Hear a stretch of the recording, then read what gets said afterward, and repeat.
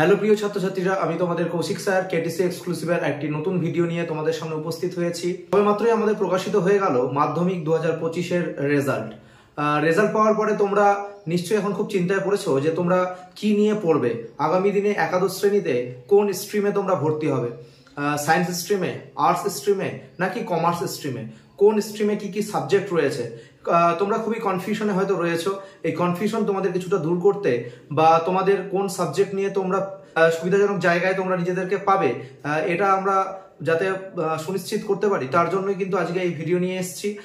কোন স্ট্রিমে কি কি সাবজেক্ট রয়েছে তার ডিটেলস তোমাদেরকে বলে দেওয়া হচ্ছে। তোমরা নিজেদের মতো করে সেট করে নাও যে কোন কোন সাবজেক্ট তোমরা নেবে, কোন স্ট্রিমটাই বা তোমরা নেবে, তোমাদের রেজাল্ট অনুযায়ী তোমরা কোন স্কুলে ভর্তি হবে পরবর্তীতে এবং কি কি সাবজেক্ট নেবে সেগুলো কিন্তু তোমাদেরকে ডিটেলসে বলে দিচ্ছি। তো তোমরা জানো যে তোমাদের একাদশ শ্রেণী এবং দ্বাদশ শ্রেণীতে তোমরা যে স্ট্রিম নিয়েই পড়ো না কেন, তোমাদের কিন্তু বাংলা এবং ইংলিশ এই দুটো কম্পালসারি থাকে। বাংলা এবং ইংলিশ দুটো বিষয়, দুটো সাবজেক্ট কিন্তু কম্পালসারি, একেবারে সবাইকে নিতেই হবে, সে আর্টস হোক, কমার্স হোক অথবা সায়েন্স হোক। এবারে আমরা যে স্ট্রিমটা নেব তার মধ্যে কি কি সাবজেক্ট রয়েছে, অর্থাৎ বাংলা এবং ইংরেজি এবং তার সাথে আরো 4টে সাবজেক্ট, 3টে মেন সাবজেক্ট এবং একটি অপশনাল। তো কি কি সাবজেক্টগুলো তোমরা নেবে বা কোন সাবজেক্টগুলো রয়েছে কোন স্ট্রিমে, চলো একটু দেখে নিই। যেমন সায়েন্স স্ট্রিমে তোমরা কিন্তু পেয়ে যাবে ফিজিক্স অথবা নিউট্রিশন, অর্থাৎ ফিজিক্স সাবজেক্টটি পাবে অথবা নিউট্রিশন পাবে।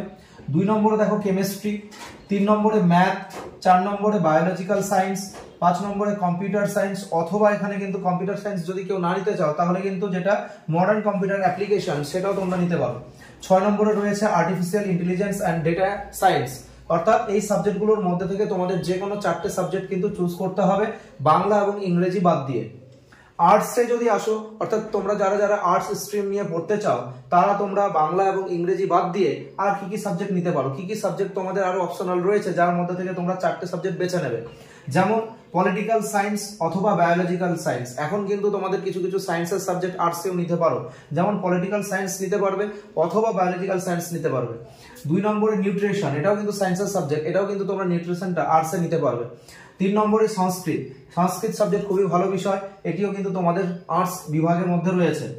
4 নম্বরে রয়েছে ইকোনমিক্স, এই ইকোনমিক্সটা বাদ দিয়ে তোমরা কিন্তু আরেকটা অপশনাল এখানে পেয়ে যাচ্ছ, আর্টিফিশিয়াল ইন্টেলিজেন্স ইকোনমিক্স এর সাথে। 5 নম্বরে রয়েছে ফিলোসফি বা দর্শন, 6 নম্বরে রয়েছে হিস্ট্রি, 7 নম্বরে এডুকেশন বা শিক্ষা বিজ্ঞান, 8 নম্বরে জিওগ্রাফি, 9 নম্বরে মিউজিক অথবা মডার্ন কম্পিউটার অ্যাপ্লিকেশন। আর্টস বিভাগে আমরা এই সমস্ত সাবজেক্টগুলো পেয়ে যাব। তোমাদের কিন্তু নিজস্ব স্কুলে কোন কোন স্কুলে, সব স্কুলে কিন্তু এই সাবজেক্টগুলো নেই।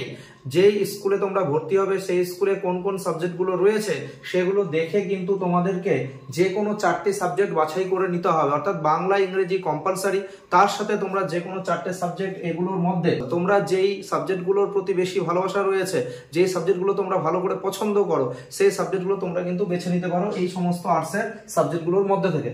এবার দেখো কমার্স, যদি তোমাদের মধ্যে কেউ কমার্স নিতে চাও, কমার্সে আমরা কি কি সাবজেক্ট পাবো, এখানেও সেম বাংলা এবং ইংরেজি তো আমাদের কমন থাকছেই, তার সাথে কিন্তু রয়েছে অ্যাকাউন্টেন্সি, মেন যেটা কমার্সের মেন সাবজেক্ট সেটা হচ্ছে অ্যাকাউন্টেন্সি।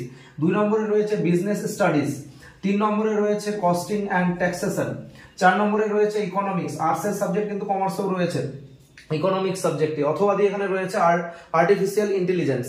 5 নম্বরে মডার্ন কম্পিউটার অ্যাপ্লিকেশন অথবা মিউজিক, এই আর্টসের এই সাবজেক্টগুলো তোমরা কমার্সেও কিন্তু নিতে পারে। আর 6 নম্বরে রয়েছে ম্যাথ, কারণ কমার্স নিয়ে পড়লেও কিন্তু ম্যাথ তোমাকে পড়তেই হবে। তো এই যে কমার্সে বাংলা ইংরেজি বাদ দিয়েও কিন্তু এই সাবজেক্টগুলো রয়েছে, যার মধ্যে থেকে তোমরা কিন্তু যে কোনো 4টে সাবজেক্ট বাছাই করে নিতে পারবে তোমাদের একাদশ শ্রেণীতে ভর্তির ক্ষেত্রে। তো আশা করি তোমাদের এই সায়েন্সের, আর্টসের এবং কমার্সের যে সাবজেক্টগুলো বিভিন্ন স্কুলে রয়েছে, এবং হয়তোবা অনেক স্কুলে অনেক সাবজেক্ট নেই, তোমরা কিন্তু সেই যেই স্কুলে ভর্তি হবে ফর্ম ফিল আপ করবে সেখানে কিন্তু তোমরা সাবজেক্টগুলোকে ভালো করে দেখবে যে কোন কোন সাবজেক্ট সেই স্কুলে রয়েছে, এবং সেগুলোকে বেছে তোমরা যেই স্ট্রিমেই হোক না কেন, সে সায়েন্স স্ট্রিমে হোক বা আর্টস স্ট্রিমে হোক বা কমার্স স্ট্রিমে হোক, যে স্ট্রিমে হোক বাংলা এবং ইংরেজি কিন্তু কম্পালসারি, বাংলা নিতে হবে।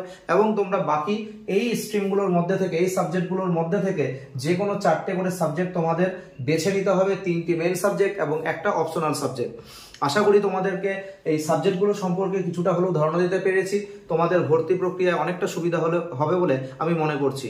আর শেষে বলে দিই, তোমাদের ভিডিওটা কিন্তু ভালো লাগলে অবশ্যই বন্ধুদের মধ্যে শেয়ার করবে এবং কেটিসি এক্সক্লুসিভ চ্যানেলটিকে সাবস্ক্রাইব করে রাখবে এইরকমই আরো অন্যান্য ভিডিও পাওয়ার জন্য।